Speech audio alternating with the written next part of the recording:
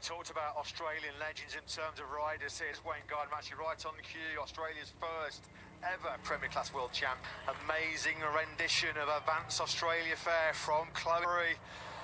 The Australian Air Force aerial display team putting on a spectacular pre-race show as well. What's race?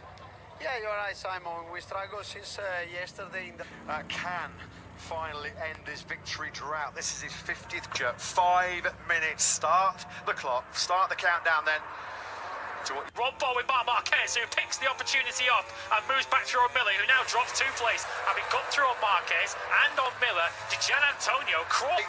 Not close enough to attack his into the Duan corner. They go side by side. That's so close. Bagnaia just inside of Bagnaia into the southern loop.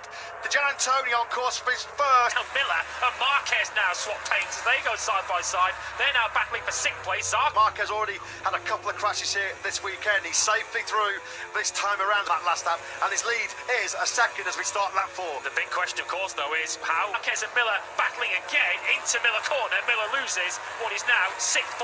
On the previous lap, he was over a second slower than Jorge Martin out front. Takes 5th. And look at this. This is just stunning by Marquez, isn't it?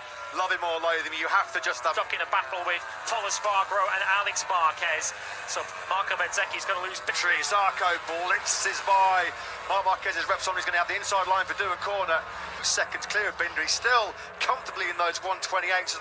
In 8th place. He's in 8th place right now, having for early rhythm. And Zarco struggling to meet the apex of Miller corner there as he sideline is going to drift wide into Siberia. Marc Marquez is taking every opportunity inside now as they go to the hay shed side by side. It's advantage Zarco 6th place. You can see already that John Zarco has started to gap the 93.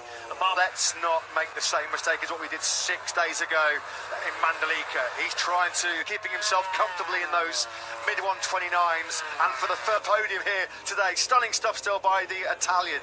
We're on board with Alex Espargaro on the...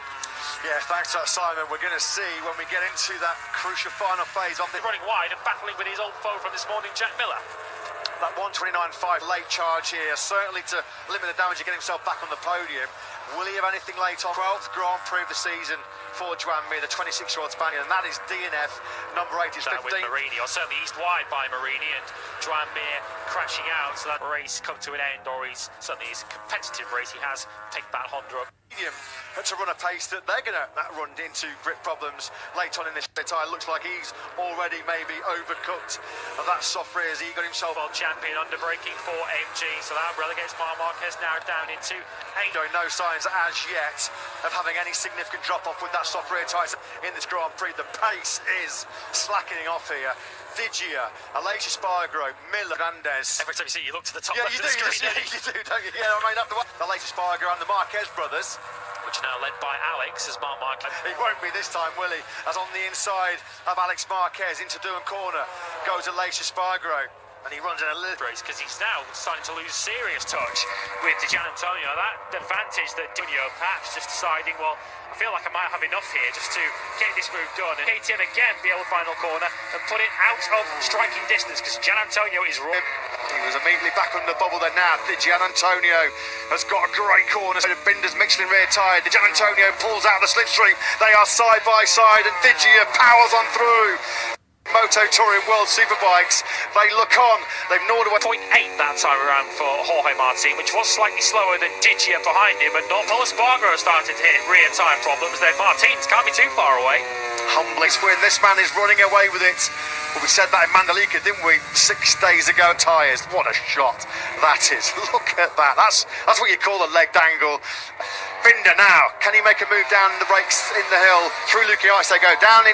Thanks to that, Simon. This could be very much game on. Is there late drama building here? Big drop off in grip late on. This was the move from Joan Zarco then at the inside of Bagnaia. Got a good run out of the final corner and just drafted past it. Wasn't it overtaking Bagnaia? He didn't want to cause any controversy. Tomorrow, as Binder thinks about a move on the inside, that's going to be really close. He does make it. In rear tyre that he could use in these final 5 laps, even with the over. This is further back, the battle for the top 6. That's now in the hands of Alex Espargaro. He gets through on the inside of Alex. There is the clear message from over the line. Martin comes a 1:31.3. The gap down to 0.6. 7/10 quicker on lap 24. So Look at crew chief Daniele Romagnoli, Martin's crew chief. He just looked at his tyres. It's not just the rear tyre, it's the front as well. And as you say, it's not just for one rider. He stays in third for now, but Zarco is really coming into this. It's 1 point. Now he's going for it on the inside of Binder. He picks up the South African, taking advantage of that is Fabio Di Antonio. Deslock acts as the perfect wingman. Bagnaia knows that. 0.4 kilometres away from the victory, although his grip completely shot to pieces. Here we go then, Martin has waited 120 Grand Prix. He surely has to. He does on the inside. Martin might even miss the podium. Bagnaia could be taking the victory. Phillip Island, you could throw a blank in victory. He's not even going to finish on the podium. That soft rear tyre. Grand Prix of waiting could be 2 corners away from ending for Johann Zarco. Finally, we can say the Flying Frenchman is a MotoGP winner here. That was a showstopper. That was a heart-stopper, wasn't it? Zarco wins by 2. Fabio Di Antonio does take his first ever victory for Johann Zarco, and he did it in an astonishing race.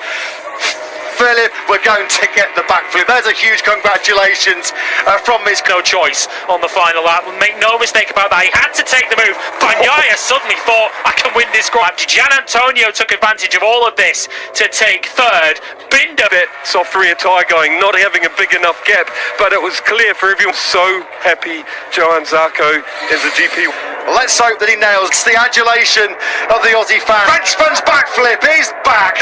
Johann Zarco was the right side to go for, and if you ever seen Pecco Bagnaia happier with second place. Too soon, to be fair to him.